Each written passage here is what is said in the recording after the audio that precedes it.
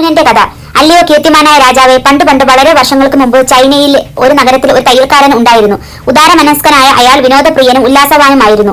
അയാളും ഭാര്യയും ഇടയ്ക്കിടെ വിനോദത്തിനും ഉന്മേഷത്തിനും വേണ്ടി പൊതുപരിപാടികൾക്ക് പോകുമായിരുന്നു. ഒരു ദിവസം നേരം പുലർന്ന ഉടനെ പുറത്തുപോയ അവർ തിരിച്ചെത്തിയത് വൈകുന്നേരമാണ്. അപ്പോൾ അവർ ഒരു കൂനനെ കണ്ടുമുട്ടി. അയാളുടെ ആകാരം കണ്ടാൽ ആരും ചിരിച്ചു പോകും. അയാളുമായി കുറച്ചു സമയം രസമായി ചെലവഴിക്കാമെന്നവർ കരുതി. അവനെ വീട്ടിലേക്ക് ക്ഷണിച്ച് ഒരു വീഞ്ഞു സൽക്കാരം നൽകി. അന്ന് രാത്രി സംസാരിച്ചിരിക്കാൻ അവർ തീരുമാനിച്ചു. അവൻ അതിന് സമ്മതിച്ചു. അവരോടൊപ്പം വീട്ടിലേക്ക് നടന്നു. തയ്യൽക്കാരൻ അങ്ങാടിയിൽ പോയി ഒരു പൊരിച്ച മീനും അപ്പവും നാരങ്ങകളും ഉണങ്ങിയ പഴങ്ങളും വാങ്ങിച്ചു കൊണ്ടുവന്നു.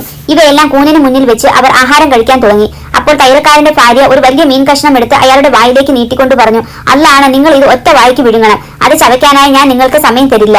അങ്ങനെ അയാൾ അത് വിഴുങ്ങി. എന്നാൽ അതിനുള്ളിൽ വലിയൊരു മുള്ളുണ്ടായിരുന്നു. അത് അയാളുടെ അന്നനാളത്തിൽ തുളച്ചു കയറി. അവന്റെ അവസാനമെത്തി എന്ന് പറഞ്ഞാൽ മതിയല്ലോ. അവൻ മരിച്ചു. അപ്പോഴേക്ക് നേരം പുലരാറായെന്നും തനിക്ക് കഥ പറയാനായി അനുവദിക്കപ്പെട്ട സമയം തീർന്നെന്നും ഷഹ്രസാദ് മനസ്സിലാക്കി.